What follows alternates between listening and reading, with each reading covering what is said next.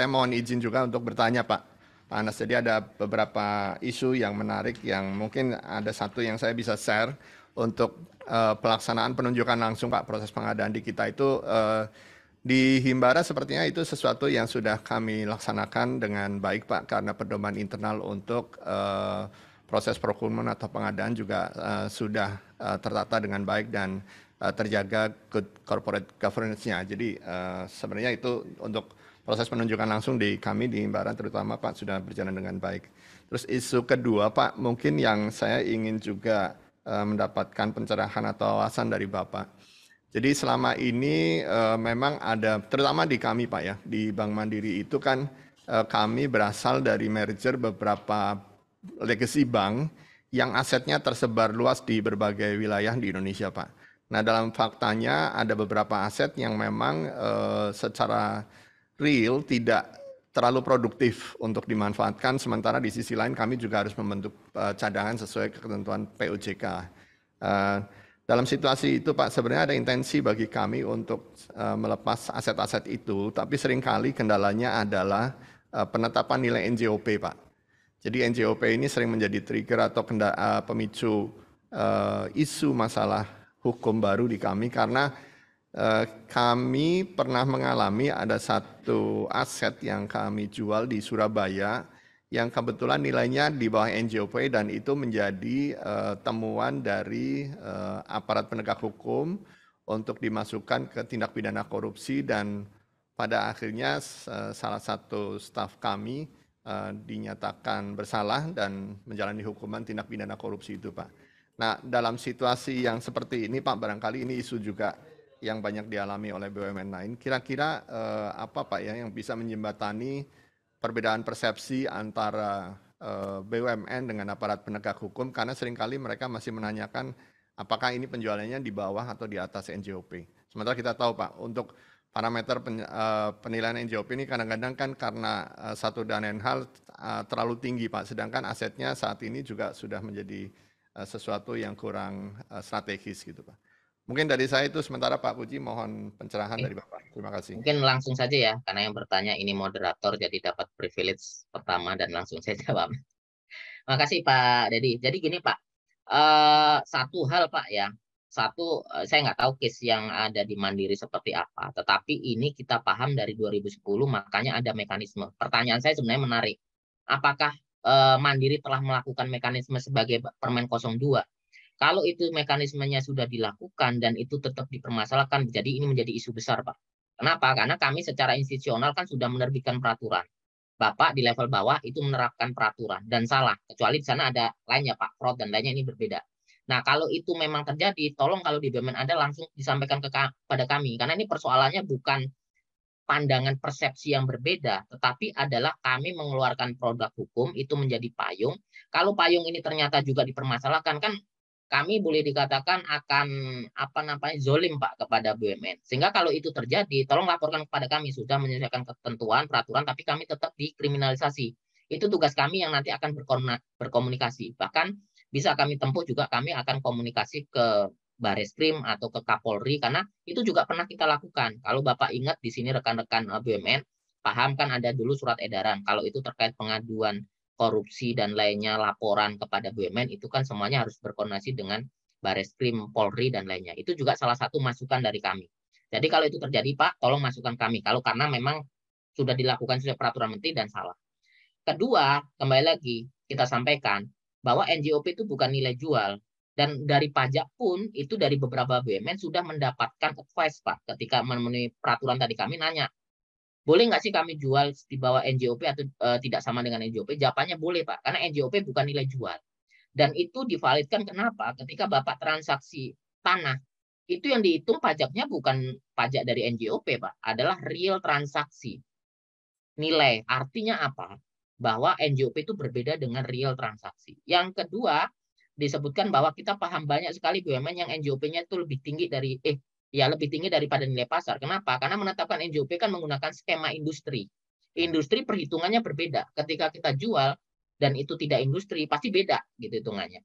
Jadi yang bisa saya sarankan Pak, yang tadi pertama, tolong lapor ke kami kalau itu sudah memenuhi prosedur dan itu disalahkan.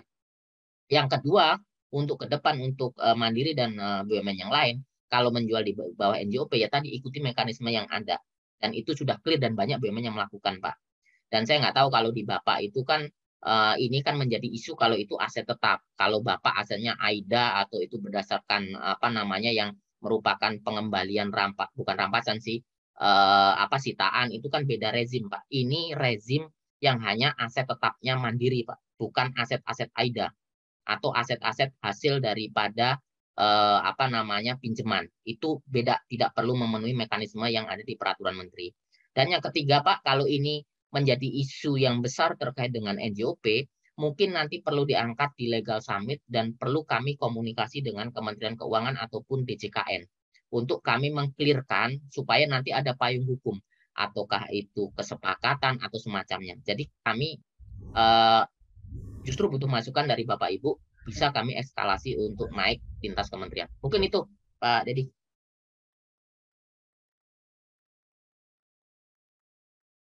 Mohon maaf, Pak, suaranya masih termute. Banyak sekali Pak pertanyaan yang disampaikan, mungkin nanti akan kami pilah-pilah karena keterbatasan waktu. Untuk penanya pertama, kami persilahkan eh, dari Ibu Leila Fitriana dari Telkom Internasional. Silakan untuk disampaikan langsung kepada Pak Puji. Bu Leila, silakan Pak, Bu.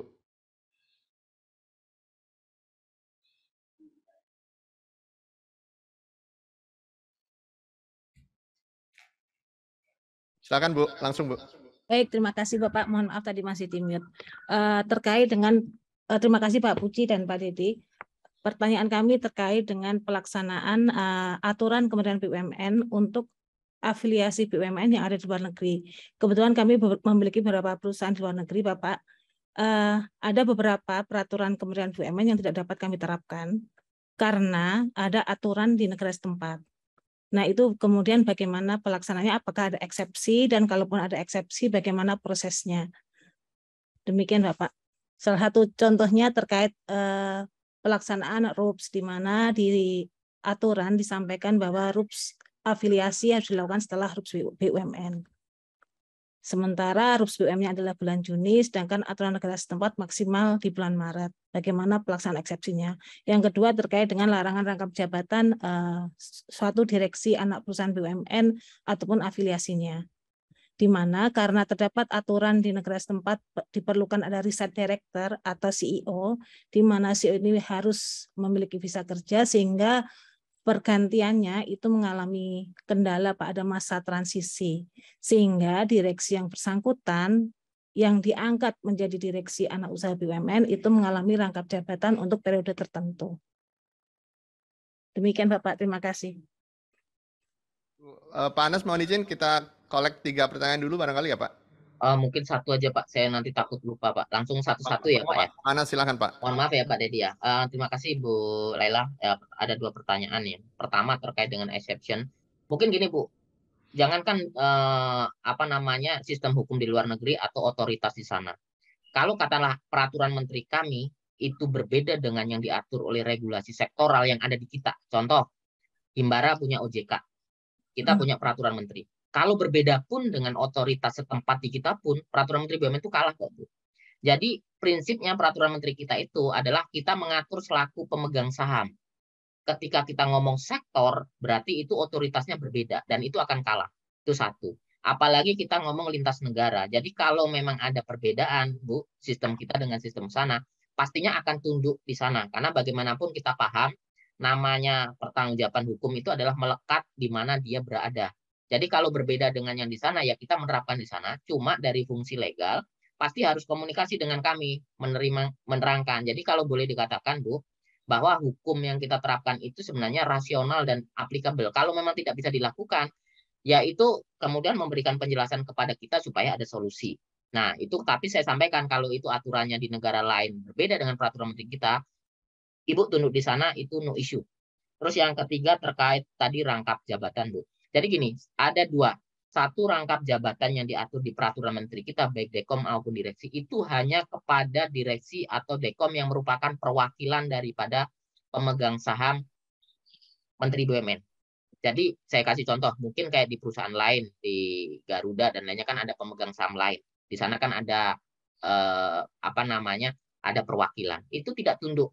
Mereka rangkap pun nggak masalah. Jadi ini kita atur adalah perwakilan dari Kementerian BUMN. Sistem FPT dan lainnya pun kalau itu perwakilan dari pemegang saham lain itu no isu. Itu terkait dengan direksi dan dekom. Yang kedua, apabila tadi terkait dengan rangkap jabatan. Nah, kalau memang ada kendala seperti itu ya saya sampaikan, satu yang harus kita pegang teguh adalah direksi itu wajib melakukan pengelolaan dan di dalam korporasi tidak boleh kosong. Itu yang kita pegang.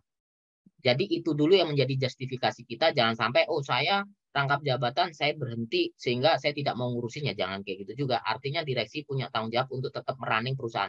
Perusahaan tidak boleh sedetik pun berhenti. Itu prinsip. Ketika ada rangkap jabatan seperti itu, kalau Ibu merasa perlu justifikasi dan lainnya, tolong komunikasikan kepada kami. Karena kalau ada benturan ketentuan, Bu, untuk rekan-rekan semua, itu pasti harus dicari jalan keluar. Kalau sistem hukum tidak bisa menyelesaikan, maka yang harus dilakukan adalah kita mencari kebijakan. Kebijakan kita kemana? Ya pasti yang mengeluarkan. Karena yang mengeluarkan Kementerian BUMN, kalau Ibu punya persoalan, berarti harus meminta kebijakan kepada kita. Karena sistem hukum sudah tidak bisa kapasitasnya untuk menyelesaikan. Jadi seperti itu ya, Bu Laila ya. Ya. Terima kasih banyak Pak Anas. Oke, terima kasih. Untuk selanjutnya penanya dari Wika, Ibu Nikita, kami persilahkan.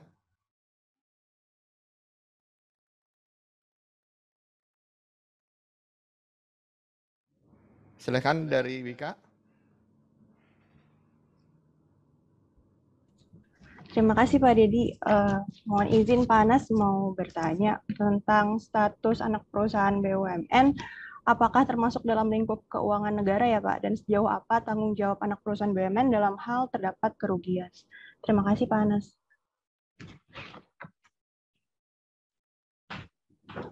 Oke, terima kasih.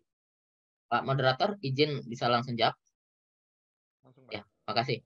Pertanyaannya singkat tapi jawabannya panjang kayaknya Bu Nikita. Tapi gini ya, perlu saya sampaikan bahwa lingkup keuangan negara kalau kita tetap letterlock berpegang pada Undang-Undang 17 tahun 2003, terus kemudian juga putusan Mahkamah Konstitusi nomor 77 tahun 2011, 62, 42 tahun 2013, itu intinya Bu, kalau anak perusahaan yang itu negara tidak memiliki saham, itu maka dalam konteks Undang-Undang Keuangan Negara itu bukan keuangan negara. Karena di situ ngomong bahwa keuangan negara salah satu lingkupnya adalah kekayaan negara yang dipisahkan pada BUMN. Linknya apa? Karena negara punya saham secara langsung kepada BUMN. Artinya kekayaan BUMN itu mirroring dengan kekayaan negara atau keuangan negara. Jadi yang kita lihat adalah garis hubungan hukumnya. Karena negara pemegang saham kepada BUMN memiliki hubungan keperdataan. Ketika hukum keperdataan tersebut, maka negara bilang bahwa kekayaan BUMN masuk dalam keuangan negara. Itu tidak kita perdebatkan lagi, Bu.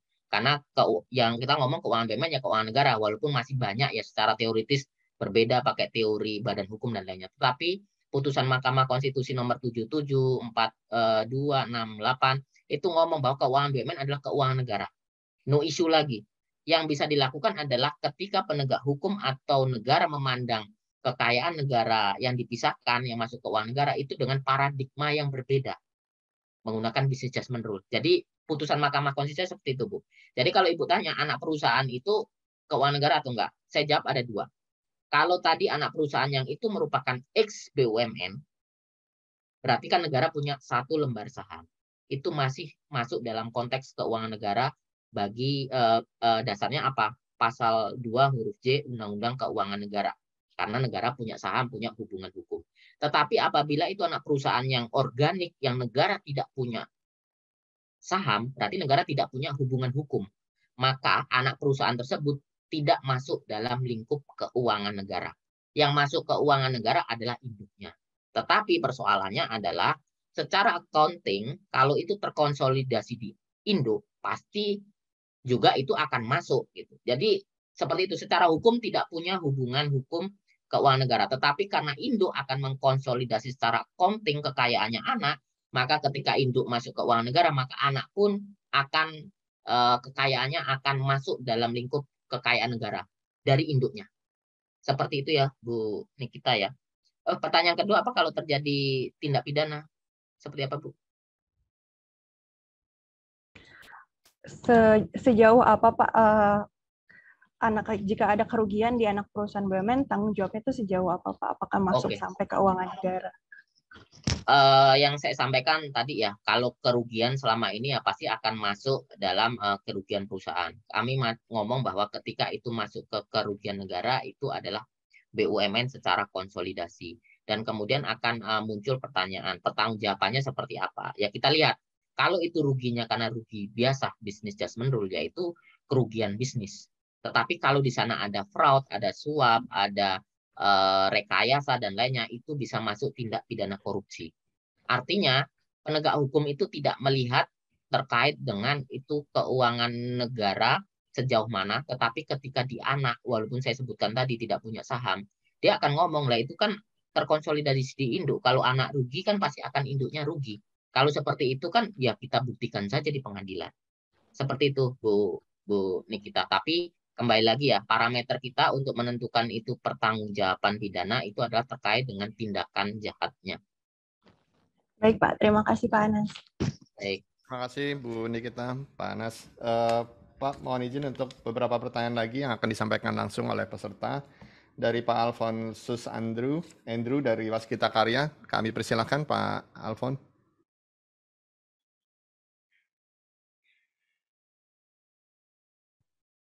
Halo, selamat pagi Pak.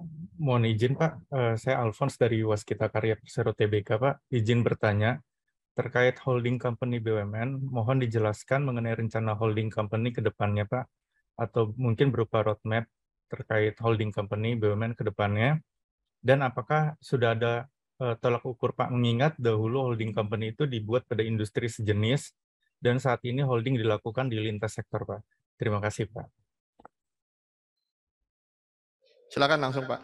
Oke, terima kasih pertanyaan dari Mas Alfon. Yang pertama Mas, kalau menceritakan terkait dengan kebijakan, pastinya bukan ranah saya dan saya juga tidak paham terlalu detail terkait dengan rencana holding ke depan. Karena itu merupakan kajian bisnis, karena kita paham ya, saya orang legal, kita adalah supporting. Artinya kalau Kementerian BUMN mengarahkan arah ke timur holdingnya, maka kita akan support itu. Maka yang bisa saya jawab adalah satu, terkait dengan arah ke depan kebijakan holding sampai saat ini masih dirumuskan. Yang ada adalah secara dokumen kita akan membentuk 18 holding. Itu saja. Tapi arah ke depannya adalah apakah nanti itu akan ada dulu ada namanya super holding atau semacamnya, itu masih menjadi wacana. Tetapi dokumen yang ada di kita berproses untuk saat ini membentuk 18 holding secara simultan dan paralel. Itu secara aspek legal. Yang kedua adalah tadi ya apa namanya terkait dengan apa tadi Mas Alfon bertanya terkait dengan holding Terkait dengan tolak ukur Bapak. Oke. Kalau dahulu kan holding dibuat Ya. di sektor sejenis Pak, kalau sekarang sudah lintas sektor Pak. Ya, jadi gini, dulu mungkin kita paham ya, yang namanya holding itu kita selalu ngomong dulu induknya itu harus tertutup gitu. Tapi kan sekarang bergerak tidak gitu. Kenapa? Karena kalau tertutup itu kan ya intinya terkonsolidasi di atas, kekayaannya berapapun itu tidak ada unsur nanti salah hitung dan lainnya. Tetapi kan sekarang buktinya enggak.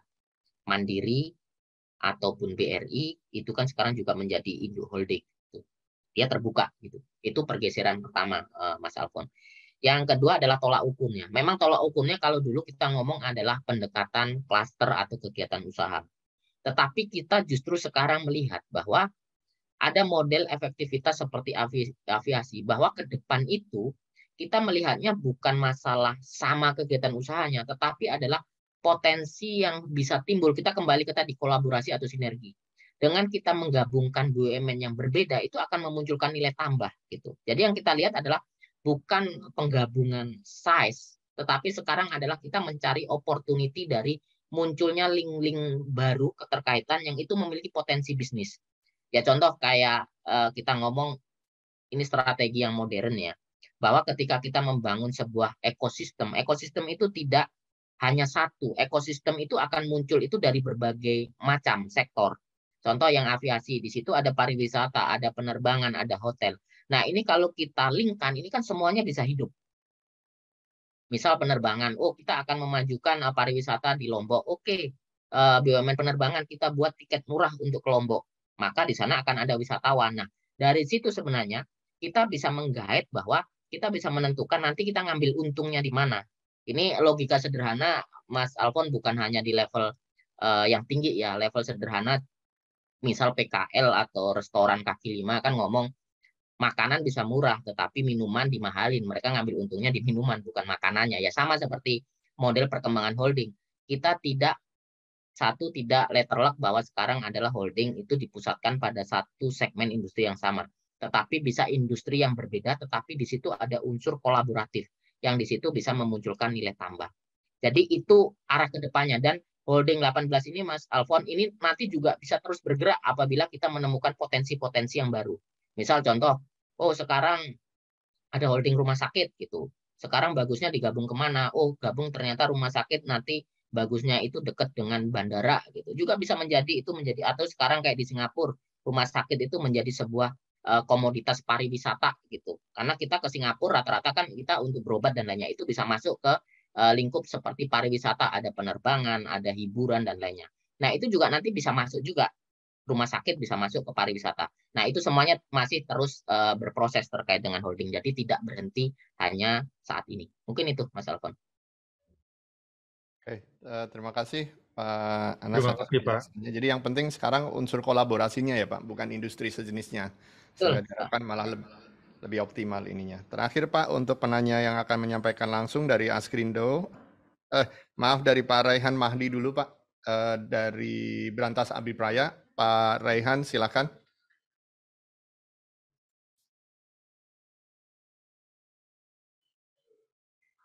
Ya, izin Panas, mau bertanya Pak terkait dengan sengketa antar BUMN, khususnya sengketa utang piutang.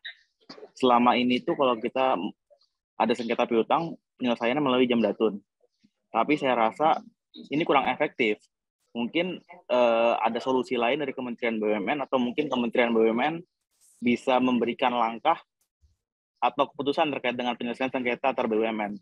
Mungkin itu aja Pak Nas. Terima kasih. Moga Pak Anas. Oke, terima kasih Pak Rehan, Pak Dedi. Ini Pak Rehan, kita berharap kalau ada konflik antar BUMN itu bahkan nggak sampai ke Jamdatun, selesaikan sendiri gitu, musyawarah mufakat gitu. Kita inginnya. Yang kedua adalah kita sudah paham bahwa Pak Menteri di media sudah sangat clear ngomong kalau sengketa antar BUMN atau anak perusahaan jangan pernah sampai dibawa ke pengadilan gitu.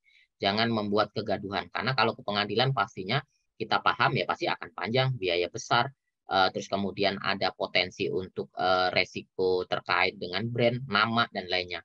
Jadi harus diselesaikan. Kalau selesaikan sendiri nggak bisa, kami saat ini di Deputi Hukum itu banyak sekali menyelesaikan kasus terkait dengan sengketa di BUMN atau piutang dan lainnya. Nah, ini contohnya Berantas kan juga sudah masuk ke radar kami. Dulu BUMN konstruksi sampai muncul surat edaran kan kalau paham bahwa BUMN konstruksi ketika menyelesaikan piutang harus sesuai dengan tata kelola dan ada timeline dan lainnya. Itu merupakan masukan dari Bapak Ibu sekalian. Nah, kalau jadi sengketa akan masuk ke kami dan kami akan mencoba memfasilitasi sebagai mediator.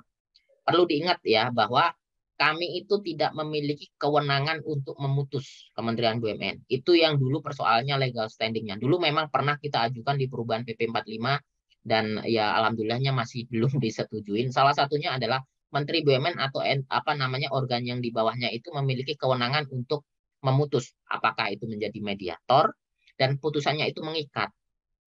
Sebenarnya kita ingin itu, tetapi kalau yang tertutup Mas Raihan, itu sebenarnya nggak ada soal. Kita cuma ngomong, oke, Berantas bayar sekian, nilainya sekian, gini. Kamu bayar. Kalau sama-sama tertutup, no issue. Karena pemegang sahamnya adalah kita semua. Tapi coba dibayangkan kalau itu ternyata Mas Raihan dengan Mandiri. Ketika kami memutus, pasti pemegang saham lain dari Mandiri, terutama yang minoritas ngomong, wah itu Menteri BUMN konflik of interest itu. Di sana bisa terjadi insider information, di sana bisa menjadi moral hazard bahwa yang dirugikan nanti pemegang saham minoritas. Nah, itu akan menjadi soal karena kita tidak memiliki legal standing sebagai pihak yang memberikan keputusan. Ataukah itu mediator atau semacamnya. Jadi, kalaupun ada keputusan di kami, labelnya adalah kesepakatan bersama yang itu dihadiri oleh Kementerian BUMN atau perwakilan dari Kementerian BUMN. Jadi modelnya adalah kesepakatan bersama, tidak ada keputusan yang itu harus wajib ditegakkan. Itu satu ya. Yang kedua terkait tadi ke Jamdatun, karena gini, kalau ke Jamdatun itu atau ke BPKP biasanya kami sudah mentok di kami di Kementerian BUMN. Kami punya tools, kita mencari cara tools untuk menghitung. Nah, ketika menghitung itu yang bisa melakukan kan yang punya kewenangan sebenarnya BPKP. Kalau BPK nggak akan mau gitu. Yang kedua adalah Jamdatun. Jamdatun di sana kan bagaimana mereka menghitung kamu harus bagaimana. Jadi lebih cenderung Mas kalau itu ke Jamdatun atau ke BPKP biasanya itu sudah mentok di kami. Kami sudah angkat tangan. Silakan Anda ke Jamdatun, tapi intinya pesan dari kami ini harus selesai. Apapun yang diputuskan oleh Jamdatun, apapun yang dihitung oleh BPKP, tolong laksanakan. Karena kami tidak punya kompetensi untuk menghitung. Dan kalau berlarut-larut di kami, pasti berantem terus, dan kami nggak bisa untuk menjadi pemutus di situ. Itu ya, Mas Rehan. Oke, cukup ya, Pak Raihan. Mungkin saya tambahkan sedikit juga ya Pak Anas, mohon izin Pak. Kalau sesama BUMN berantem, terus masing-masing menggunakan Jamdatun, kan Jamdatunnya juga bingung ya Pak. Mau belain yang mana? Karena dua-duanya punya hak untuk menggunakan Jamdatun gitu. Jadi rasa-rasanya sih solusi Pak Anas yang paling baik, bahwa kita mesti sesama BUMN harus musyawarahkan untuk mufakat dan nanti dituangkan dalam akte kebersamaan. Nah, sedikit Pak Dedi yang saya tambahin begini, selalu ketakutan nanti teman-teman yang datang ke kami nanti akan muncul nilai atau seperti apa kan? Nanti kalau kami dipermasalahkan di belakangnya, selalu bilang kami nggak masalah Pak bayar. Kalau itu memang ada underlying-nya. Kalau putusan pengadilan ngomong A, pasti kami lakukan. Nah, sebenarnya ketakutannya adalah bukannya enggan, tetapi adalah kita orang hukum harus memberikan landasan yang membuat direksi atau manajemen itu nyaman dan mitigasi resiko.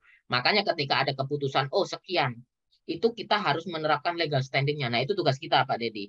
Jadi tugas kita adalah membuat orang yang mengambil keputusan itu merasa firm, tidak merasa takut. Nah itu tugas kita. Kenapa sekarang banyak ke Jamdatun? Karena logika sederhananya gini, kalau bisa ke polisi, pasti mereka ke polisi. Karena mereka akan bilang, Pak, kami aja orang yang bakal menyalahkan kita. Gitu. Jadi itu rumusnya gitu. Makanya kalau kita sudah bisa memberikan dudukan terkait dengan penyelesaian itu, insya Allah mereka juga akan nyaman untuk diselesaikan. Gitu Pak Dedi. Iya Pak, jadi orang hukumnya juga harus ngambil resiko ya Pak. Tentu dengan legitimasi yang lebih kuat karena kita tahu hukumnya kan Pak.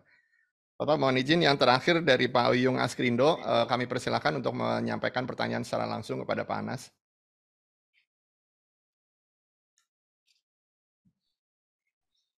Pak Uyung atau silakan Pak Uyung. Baik, terima kasih Pak Moderator. Izin Pak Anas. Monggo. Pertanyaannya sih saya ini aja Pak, satu aja. Kalau saya lihat kan ini di tataran undang-undangnya ada ketidakharmonisan ya Pak antara undang-undang BUMN dengan keuangan negara nih Pak. Gitu. Jadi masing-masing punya dua aspek pandangan. APH pakai keuangan negara, kita pakai BUMN. Nah, ini dari kementerian apakah ada atau sudah ada upaya-upaya Pak untuk melakukan harmonisasi di tingkat undang-undang ini Pak? Demikian Pak pertanyaan sih Pak. Terima kasih Pak.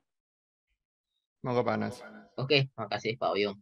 Kalau ditanyakan Pak, Kementerian BUMN selama saya masuk dari tahun 2009 sampai sekarang itu terus bagaimana kita mencoba menyelesaikan harmonisasi ini.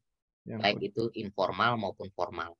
2008, 2011 kita pernah mengirimkan surat resmi ke Kementerian Keuangan bahwa peraturan-peraturan yang menghambat BUMN, salah satunya adalah Undang-Undang Keuangan Negara. Kita sudah mengirimkan resmi. Dan kemudian juga dulu pernah berproses 2014 perubahan Undang-Undang Keuangan Negara ataupun Undang-Undang BUMN. Kita juga coba menjembatani.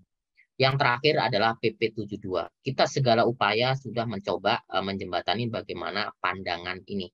Sampai kalau Mas Uyung paham ya ini karena kita semua orang hukum di sini.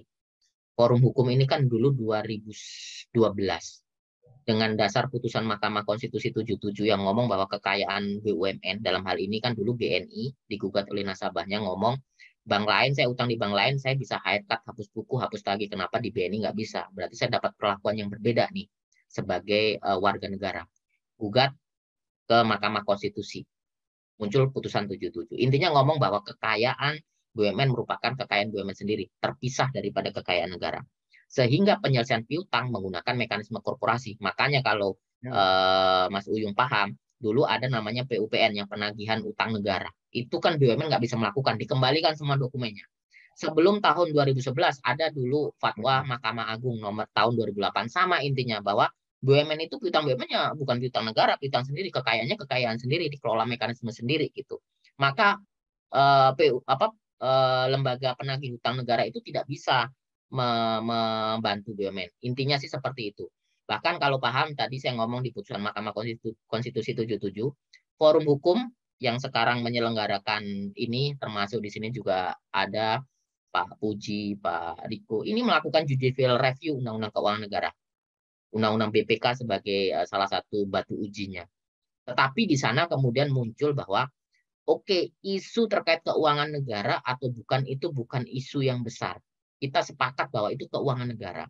Sekarang yang kita harus konkretkan adalah ketika keuangan negara dan itu masuk dalam kekayaan negara dipisahkan, bagaimana kita memperlakukannya. Kan ini persoalan perlakuannya, Mas Uyung ya. Kita dilabelin keuangan negara dan lainnya, kalau perlakuannya beda ya nggak ada bedanya. Seperti saya mau dipanggil Anas atau dipanggil Puji ya monggo saja gitu. Tetapi saya diperlakukan seperti apa? Nah, sekarang yang kita kejar, kalau orang kita berdiskusi, apa sih yang Bapak kejar dari status keuangan negara kerancuan? Pasti adalah perbedaan perlakuan. Kami korporasi kenapa dilakukan secara birokrasi? Sebenarnya di putusan 77, 48 dan 62 itu sudah clear. Keuangan BUMN, keuangan negara. Tetapi perlakuannya itu berbeda dengan institusi pemerintah. Nah, itu pun ada LO Jamdatun juga tahun 2018. Mungkin ingat ada panja aset. Di sana juga ngomong korporasi selalu korporasi, tidak tunduk pada keuangan negara, mekanisme keuangan negara, Undang-Undang 17 dan lainnya. Itu masalah penerapannya. Nah, sekarang Mas, karena pengalaman saya memberikan keterangan ahli dan lainnya, dari persoalan dan lainnya itu sebagian besar itu karena memang adanya tindak pidana, ada kerugian, itu pasti mirroring di situ adanya fraud. Ada gratifikasi dan lainnya. Boleh dicek. Saya ngomong sebagian besar loh ya, tidak semuanya. Ada nggak yang itu tidak terjadi? Ada. Dan alhamdulillah itu diputus bebas. Mungkin Mas Uyung kalau baca putusan Bu Karen, satunya lagi Pak Fredik kalau nggak salah. Itu clear di putusannya ngomong bahwa tindakan yang dilakukan oleh Pak Fredik dan Bu Karen itu memang terbukti. Jadi di situ mau ngomong bahwa terbukti dilakukan oleh Bu Karen, terbukti juga ada ruginya. Karena bahasanya putusannya terbukti dilakukan. Tapi itu tidak masuk dalam tindak pidana korupsi. Artinya ngomong itu adalah penerjemahan resmi daripada business judgment rule. Yang dilakukan benar, memang ada, terbukti iya, rugi iya, tetapi itu bukan tindak pidana korupsi. Nah, itu di hulunya. Yang lain kayak Pak Sofyan Basir dan lainnya kan itu tidak terbukti. Jadi kalau Mas Uyung nanyakan, kita sampai saat ini tetap berjuang bagaimana kita keluar dari perlakuan yang tidak pas untuk kita. Kalau masalah status lupakanlah, karena itu sudah jadi ketetapan. Jadi kita BUMN ya ingin diperlakukan seperti BUMN gitu. Mungkin itu dan ini kita terus. Dan kalau bisa kan nanti Mas Uyun dan rekan-rekan di sini ada forum namanya forum hukum. Tolong gabung ke sana karena kalau kami Kementerian BUMN bersuara, maka kami adalah bagian daripada eksekutif. Tetapi kalau forum hukum itu jauh lebih besar kayak forum-forum lain. Bahkan kami punya ide bukan ide yang sebenarnya ide yang lama. Jadi kenapa sih ID, kenapa sih notaris? Kami boleh dikatakan mereka bukan kebal hukum. Tetapi ketika ID di sana ada dokter yang dikatakan malpraktek, itu kan tidak masuk langsung tindak pidana. Tetapi harus ditanya ID-nya, benar nggak sih dia malpraktek? Sudah benar nggak sih SOP yang diterapkan? Kalau ID ngomong, oh ya dia memang melanggar SOP, menyebabkan matinya orang, nah ini pidana nih, tarik. Nah kita harap dengan kondisi yang nggak jelas seperti ini, kalau memang kita bisa membentuk ada sebuah lembaga yang sebelum penegak hukum masuk, nanya ke kita, Pak, ini sebenarnya sesuai dengan business judgment rule nggak sih? Supaya tidak ada kasus seperti Bu Karen, orang yang sudah diproses di pengadilan sampai Mahkamah Agung, udah dirampas hak-haknya, kemudian diputus, wah dia bukan tindak pidana, itu kan kasihan juga gitu. Makanya kita bisa nyontoh ID, Bisa nyontoh notaris. Notaris kan sama. Notaris mendapatkan perlindungan apabila dia menjalankan tugasnya. Nah, ketika penyidik mau manggil notaris, itu harus melewati dewan kehormatan. Ngomong, notaris, itu memang salah. Oh, ya udah, rekomendasi dia diproses. Kalau itu tidak salah, tidak diberikan izin kepada penegak hukum untuk menyentuh mereka. Mungkin itu salah satu isu yang mungkin bisa kita masukkan juga. Kalau forum hukum kuat bisa memberikan masukan secara regulasi dan lainnya, ini menjadi isu yang menarik. Mungkin gitu ya, Mas Uyung. Baik, terima kasih Pak Uyung atas pertanyaannya dan Pak Anas atas tanggapannya. Bapak, saya mohon izin untuk membacakan beberapa pertanyaan yang masuk ke kolom chat. Mungkin untuk mempersingkat waktu, saya akan pilih ada beberapa pertanyaan, Pak, yang akan saya bacakan. Dari Pak Ganis Indra Setiawan, menanyakan pada BUMN penugasan, dalam hal direksi membuat diskresi untuk kepentingan umum yang kemudian dalam RUPS, pertanggungjawaban laporan keuangan yang telah mendapatkan tanggapan dari Dewan Komisaris, serta RUPS telah mengesahkan laporan keuangan dan memberikan equity added charge kepada direksi Dekom. Apakah hal tersebut sudah cukup untuk membebaskan direksi dari resiko hukum yang mungkin terjadi? Mungkin itu Pak yang saya bacakan dari Pak Ganis Indra Setiawan dari PT Jasara Harja. Mohon tanggapan Bapak. Oke, terima kasih Pak Ganis. Jadi gini Pak, ketika kita ngomong equity added charge itu punya dua konsep. Kalau itu PT biasa dengan sistem hukumnya itu pasti akan bebas. Kenapa? Karena kan ngomong kayak gini, kayak Bapak atau saya punya perusahaan, uang saya. Ketika katakanlah Pak Dedi jadi pengurus, ngomong, Pak Dedi, Mas Anas, saya ini tadi rugi dan saya melanggar SOP. Karena itu uang saya, ngomong, udah nggak apa-apa Pak Dedi, kamu saya bebaskan.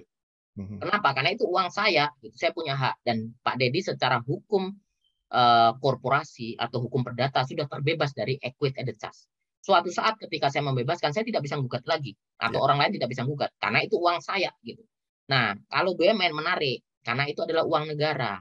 Uang negara, ketika kita ngomong negara, ada sistemnya. Di situ ada sistem pidana dan lainnya. Jadi kita urusan sama negara. Equity added charge melindungi enggak? Equity added charge kalau dibaca adalah selama itu dinyatakan dan tidak ada unsur pidana, itu maka akan terbebas. Itu sebenarnya komitmen kita, Kementerian BUMN tidak akan menggugat lagi dan lainnya, karena kita pemegang saham, itu equity charge. Tapi kalau di situ ditemukan unsur pidana, itu tidak dapat berlindung, karena equity charge selalu ada di belakangnya.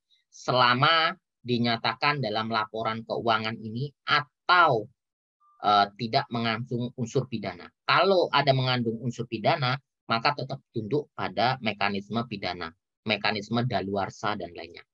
Itu. Baik Pak, terima kasih. Clear. Pertanyaan berikutnya dari Pak Tommy Wiranata Anwar dari PT PP Persero Tbk. Ada dua Pak, cuman saya akan bacakan satu aja barangkali karena waktu. Sinergi BUMN selalu dibenturkan dengan Undang-Undang Nomor 5 Tahun 99 tentang larangan praktek monopoli. Sehingga BUMN karya sebagai investor takut untuk melakukan penunjukan dirinya secara langsung sebagai kontraktornya di proyek KPBU, sehingga kadang dilakukan tender dan beauty contest yang diatur. Apakah sudah ada guideline perihal ini sehingga BUMN bisa melakukan penunjukan langsung di proyek KPBU sehingga proses bisnis bisa menjadi lebih efisien? Mungkin itu Pak pertanyaan yang disampaikan oleh teman dari PP. Mohon tanggapan Bapak. Terima kasih Pak. Kalau guideline sama tadi di pengadaan barang dan jasa bahwa kita boleh melakukan penunjukan langsung. Penunjukan langsung itu dibagi dua. Satu karena kondisi, dua karena subjeknya. Karena kondisi ya jelas hanya dia yang bisa ditunjuk, karena bencana dan lainnya. Kalau subjek yang bisa ditunjuk itu sekarang ada 3. Satu adalah BUMN. Jelas BUMN kan pokoknya belakangnya Persero atau depannya Perum itu pasti BUMN. Yang kedua adalah anak perusahaan BUMN. Di situ disebutkan adalah 90% dimiliki oleh BUMN atau gabungan BUMN. Yang ketiga sekarang ada namanya lembaga investasi pemerintah. Yang Undang-Undang Cipta Kerja itu yang terkait lembaga investasi. Itu secara subjek bisa ditunjuk langsung.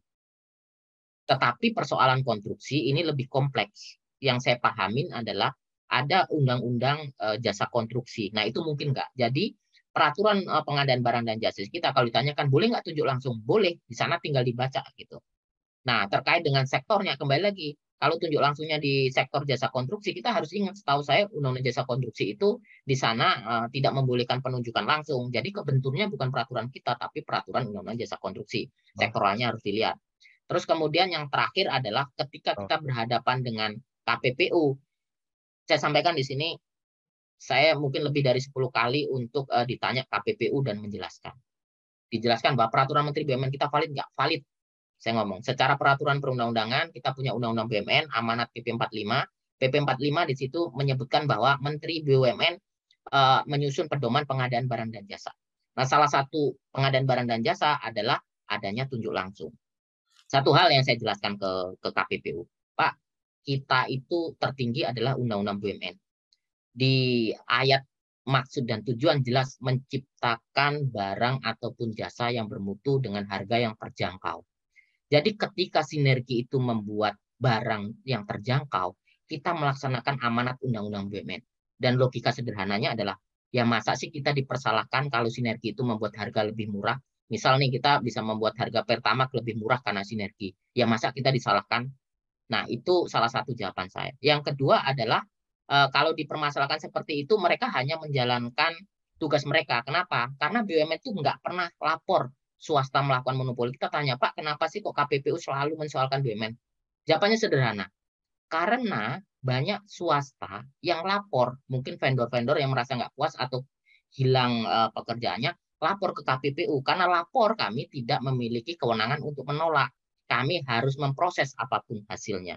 Jadi karena ada laporan, mereka memproses dan memanggil. Jadi kami sarankan kepada teman-teman BUMN, jangan takut untuk sinergi. Sudah jelas kok ada penunjukan langsung, asalkan tidak bertentangan dengan sektoral. Kalau itu ditanyakan oleh KPPU dan lainnya, ya tinggal kita jawab. Gitu. Berapa sih kasus yang kita kalah? Ya kita ngomong saja, kita ada dasar hukumnya. Yang ketiga adalah, kalaupun kita diputus bersalah dan lainnya, di situ kan ada hitung-hitungannya. Tetapi di situ tidak ada unsur tindak pidana. Itu Pak Dedi. Oke, baik Pak. Terima kasih. Terakhir Pak, saya bacakan pertanyaan dari forum dari Pak Aditya Henry Narendra dari Telkom. Mohon izin, apakah dimungkinkan relaksasi moratorium pendirian atau akuisisi pada BUMN atau anak BUMN yang memang bisnis operasinya terkait investasi? Atas tanggapannya diucapkan terima kasih. Monggo Pak Anas. Terima kasih pertanyaannya. Ini pertanyaan terkait dengan CAP 315. Jadi kalau ditanyakan ada nggak relaksasi? Di keputusan tersebut sebenarnya juga sudah clear ada relaksasi. Jadi kita moratorium pendirian anak, cucu, dan lainnya. Dikecualikan satu karena memang itu merupakan model bisnisnya seperti itu. Contoh di sini kan Jasa Marga, ketika dia dapat ruas baru harus membentuk badan hukum. Jadi dikecualikan. Atau BUMN Konstruksi, kalau dia ikut tender harus konsorsium membentuk konsorsium badan hukum. Yaitu dikecualikan dalam proses tender dan lainnya. Itu relaksasi pertama.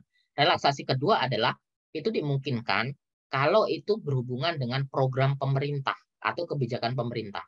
Contoh yang sering bertanya, membentuk anak perusahaan. Telkom kan juga sering juga mengajukan pembentukan anak perusahaan. Kayak kalau itu berhubungan dengan kebijakan pemerintah, misal contoh satu data atau kalau dulu terkait dengan link atau semacamnya. Kalau itu berhubungan ya pasti akan kami berikan relaksasi. Cuma ketika kita ngomong relaksasi, di situ kan sudah ada selama kegiatan usahanya itu berhubungan dengan program pemerintah. Nah, ketika masuk ke investasi, nah investasinya harus dilihat, investasi apa nih? Oh, investasi sekarang di bidang digital. Nah, sekarang kan pemerintah punya program tuh bahwa kita harus masuk menjadi negara digital. Ya bisa dikaitkan, bisa masuk.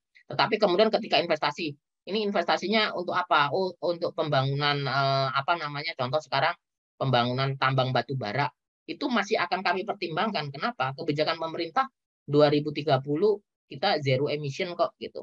Berarti ini tidak sesuai dengan kebijakan pemerintah. Anda nggak diizinkan. Makanya kalau dibilang investasi, maka investasi ini ada relaksasinya, tetapi ada keterkaitan dengan relaksasi yang ada di bunyi keputusannya yang di ayat 2-nya.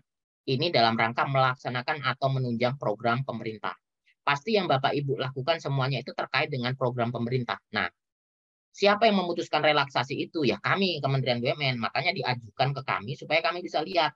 Kalau ternyata itu masuk, ya pasti akan kami izinkan. Banyak nggak BUMN melakukan itu? Banyak sekali yang kami terbitkan izin. Ada nggak yang ditolak? Ada. Jadi gitu, Pak Dedi. Baik Pak, terima kasih atas tanggapannya. Mohon izin untuk sebelum penutup, saya ingin menyimpulkan beberapa hal yang tadi disampaikan oleh Bapak terkait dengan materi pertama. Yang pertama terkait dengan isu strategis hukum terkait pengelolaan BUMN. Tadi Bapak sampaikan mengenai holdingisasi dan kolaborasi antar BUMN, kemudian penegakan hukum dalam rangka bersih-bersih BUMN, di mana itu tidak ada intensi untuk memidanakan ya Pak, tapi untuk lebih untuk memperoleh recovery dari adanya kerugian yang timbul akibat tindakan beberapa oknum barangkali di BUMN yang bersangkutan. Kemudian pemulihan kerugian akibat penyimpangan di BUMN bisa melalui dengan gugatan dari pemegang saham untuk minta direksi untuk melakukan tanggung jawab serta tanggung renteng. Kemudian pengelolaan aset BUMN juga tadi sempat Bapak sampaikan. Kemudian hal kedua mengenai pengelolaan dan pengawasan BUMN dalam rangka pembinaan BUMN oleh RUPS atau Kementerian BUMN. Di mana Kementerian BUMN telah menerbitkan beberapa regulasi yang harus menjadi referensi dari masing-masing BUMN. Kemudian mengenai holding BUMN, esensi dari isu holding BUMN itu ada beberapa hal yang memuat fungsi dan kedudukan holding BUMN, kemudian status kepemilikan saham dan pengendalian anak perusahaan, kemudian anak perusahaan itu sendiri baik yang biologis maupun yang dulunya berstatus BUMN, kemudian anak perusahaan BUMN sebagai legal person, dan pertanggungjawaban secara terbatas dari holding BUMN. Kemudian hak-hak pemegang saham seri A di warna dalam anggaran dasar juga sebagaimana yang ada di masing-masing anggaran dasar, saya yakin sudah tertata dengan baik. Kemudian konsekuensi hukum terhadap penyimpangan atau kecurangan terhadap BUMN itu bisa dilakukan melalui ranah hukum keperdataan ataupun pelaporan secara pidana yang pada intinya bisa dituntut untuk mengembalikan atau mengganti kerugian kepada BUMN. Terus kewenangan materi berikutnya terkait dengan kewenangan menggugat pemegang saham kepada direksi atau dewan komisaris tadi untuk memperoleh pertanggungjawaban secara tanggung renteng, dan itu bisa dilakukan dengan memberikan kuasa kepada jaksa pengacara negara. Dan terakhir yang dapat saya wrap up adalah prinsip-prinsip sinergi BUMN dalam kerjasama, mengutamakan sinergi antara BUMN dan atau anak perusahaan yang dapat dilakukan melalui penunjukan langsung kepada BUMN dan atau anak perusahaan BUMN, dan kerjasama langsung dengan membandingkan paling sedikit 2 BUMN, yaitu 2 BUMN, anak perusahaan BUMN atau perusahaan afiliasi dari BUMN. Demikian Pak Anas mengenai materi yang dapat saya wrap up dari apa yang tadi Bapak sampaikan. Atas nama panitia dan moderator, saya mengucapkan terima kasih banyak atas pencerahan, tanggapan atas isu-isu aktual yang kami hadapi di BUMN, Pak. Semoga apa yang Bapak sampaikan ini dapat memberikan manfaat bagi kita semua. Akhirul kalam, saya mohon maaf atas nama pribadi, dan selanjutnya kami serahkan forum kembali kepada MC. Kami persilahkan. Pak moderator, izin saya mungkin Pak, minta waktu 1 menit lah untuk closing. Pak, silakan Pak. Baik, terima kasih. Rekan-rekan, mungkin mohon maaf tidak semua pertanyaan bisa saya jawab. Saya lihat di chat banyak sekali. Artinya dari sini saya juga senang, dan artinya rekan-rekan aware bahwa kita saat ini orang legal itu banyak permasalahan yang memang harus diselesaikan.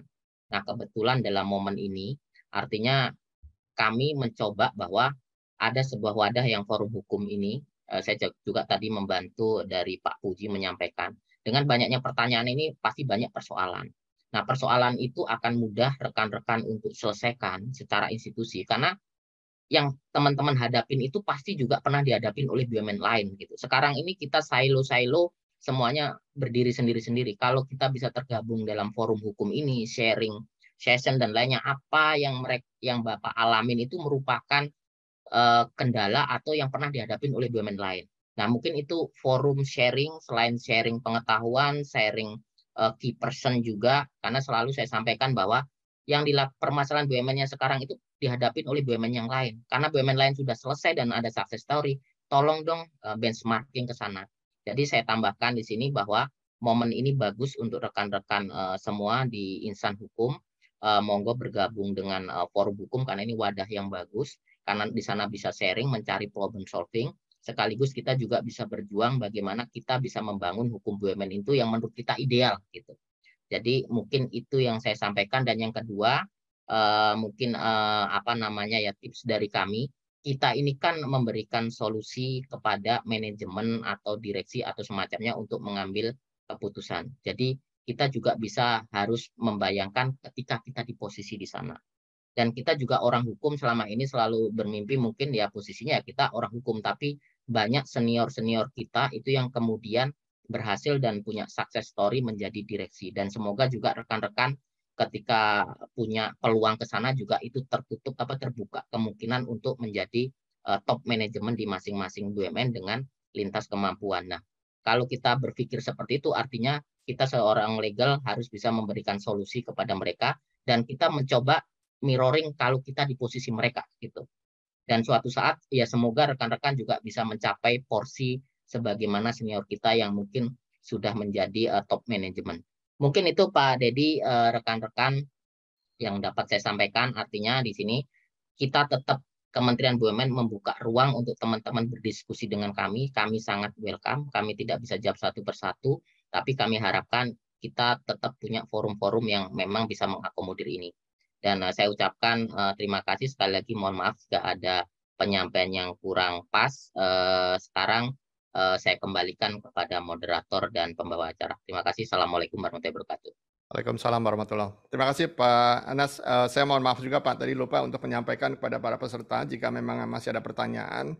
Nanti akan dikolek oleh panitia penyelenggara dan akan kita seleksi untuk barangkali di sesi berikutnya, di forum berikutnya yang masih dalam perjalanan Legal Summit ini akan ditanggapi oleh narasumber yang kompeten.